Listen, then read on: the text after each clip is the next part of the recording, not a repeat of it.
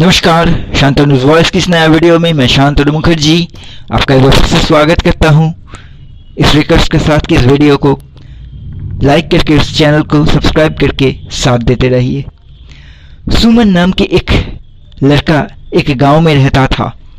मेहनती, अच्छे स्वभाव के लिए वो गांव में मशहूर था। पूरे दिन खेती बाड़ी करते हुए बिताता था।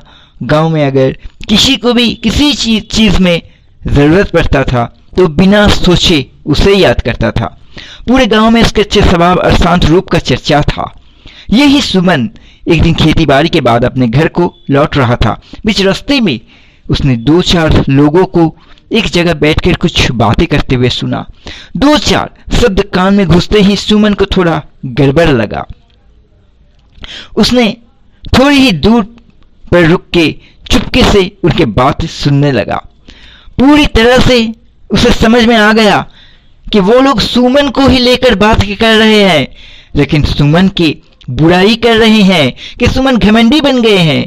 उसने मेहनती और अच्छे स्वभाव होने का घमंड घुस चुका है। सुमन को विश्वास करने में थोड़ा तकलीफ हुआ कि उसके लेकर भी कोई बुरी बातें कर सकता है। सुमन के दिल को गहरी ठेस पहुंचा। धीरे धीरे सुमन ने विश्वास करने शुरू कर दिया कि गांव के लोग उसे पसंद नहीं करते, उसे घमंडी समझते हैं। उसके दिल टूट गया। गांव के लोगों के साथ दूरियां तैयार करने लगे। खुद में ही तड़प तड़प कर जीने लगे सुमन। उसे कुछ भी अच्छा नहीं लगने लगा। सुमन के ये हाल देखकर सुमन के मां ने उसे दूर के गांव में एक आश्रम में भेजा, मन को शांत करने के लिए, जहां एक साधु महाराज रहते थे। साधु महाराज सुमन के सारे बातें ध्यान से सुनकर सुमन को एक रात आश्रम में ठहरने के लिए कहा। रात गुजरने के लिए सुमन को आश्रम में जो घर मिला, उस घर में 2 खिड़कियां था, जिसके पीछे ही एक तालाब था। हवा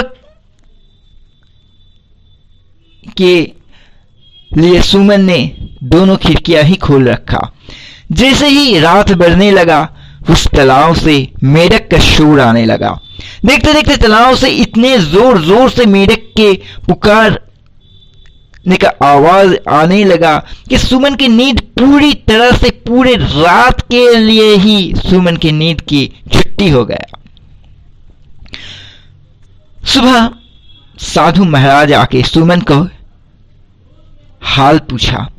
सुमन ने कहा कि सोने के इंतजाम अच्छा था, लेकिन रात भर मेढकों के शोर से उसका परेशानी हुआ। सुमन ने पूछा साधु महाराज को, आप लोग को परेशानी नहीं होता? साधु महाराज ने जवाब दिया, होता।